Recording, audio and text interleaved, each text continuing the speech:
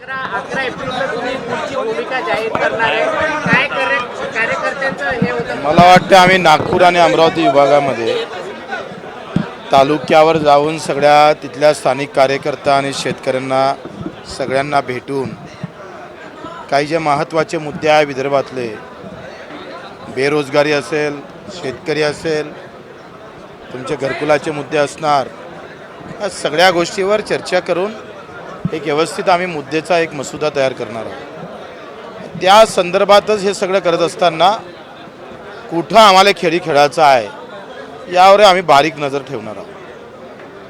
आम्ही कोणाला विनंती नाही करणार का आम्हाला तिकीट द्या किंवा आम्हाला जास्त सामील करून घ्या.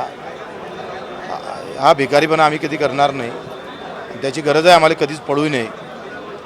पण काही ना काही कशा पद्धतीनं त्याचे परिणाम, प्रहार हा फक्त एका तालुक्यापुरता जिल्ह्यापुरता विषय नाही आहे.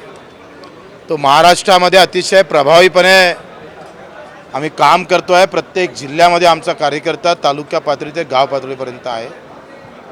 हा सगळा विषय घेऊन जे मुद्दे निवडणुकीतले संपले आहे त्या मुद्द्या बाबतीत आम्ही या सगळ्या निवडणुकीमध्ये तो अजेंडा घेऊन आम्ही समोर जाण्याची आमची तयारी आहे. आणि ते 11 एप्रिलला सगळं फायनल महात्मा ज्योतिबा फुले जयंतीच्या दिवशी आम्ही ते सगळं त्याचा पुरा अंतिम निर्णय घेऊन या निवडणुकीची पार्श्वभूमी स्पष्ट करू.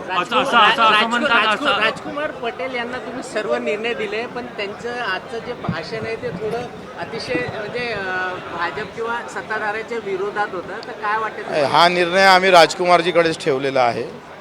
आखरी सगळे माहिती देऊन तो अधिकार आणि ते सगळं आम्ही तो अधिकारच त्यांना निर्णय घ्यायचा त्यांच्याकडे देणार आहोत. आणि तो जे निर्णय त्या राजकुमारजी घेईल ते आम्ही करू. लोकसभेच्या विजयाचा जो मार्ग आहे तो मेळघाटातून जातो आणि राजकुमार पटेल आणि राणांचे संबंध अनेकदा चर्चेत येत असतात. आज तुम्ही जी यांना जबाबदारी दिली तो काही राजकीय चतुरपणाचा एक भाग असू शकतो असं वाटतं का? असं काय याच्यातलं चतुरपणाचं? राजकुमार हमारे दिल में है और हम उनके दिल में है. हम गहरे दोस्त भी है और हमारी पार्टी भी है.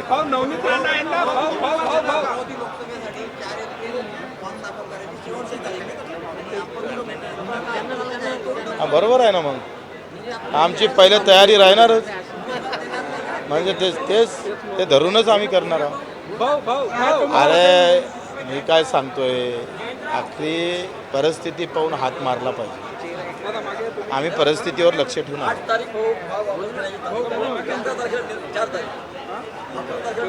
4 तारखेपासून अर्ज भरणं आहे.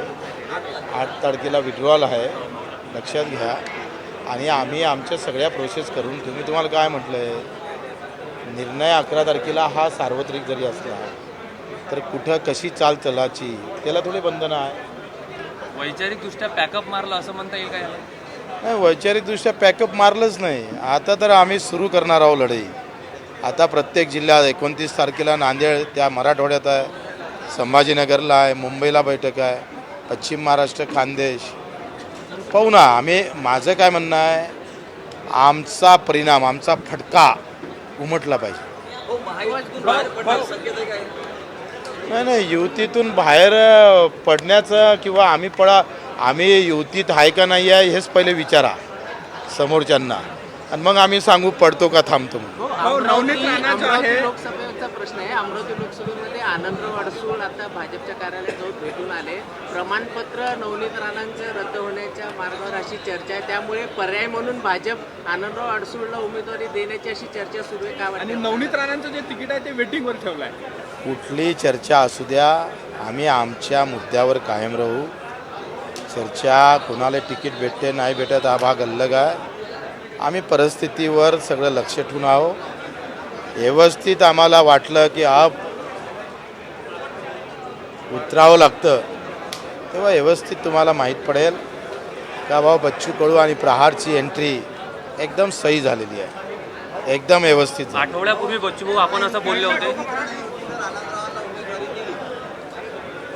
मला वाटतं सगळ्याच गोष्टी हे जर आम्ही खुल्या केल्या इथं तर मग अर्थच उरणार नाही. मला वाटतं का चुकीची वाट पाहतो आम्ही. काही पक्षाच्या चुका आमचा खासदार बनवू शकतं, पण त्यांनी त्या चुका करावं असंच ईश्वरचरणी प्रार्थना करतो. भाजपला इशारा आहे का? आता ते तुम्ही गृहीत धरा, कोणाला विचारा.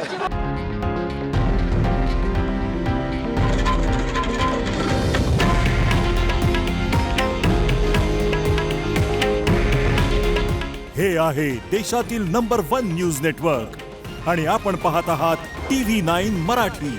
काळजी तुमची, हित महाराष्ट्राचं.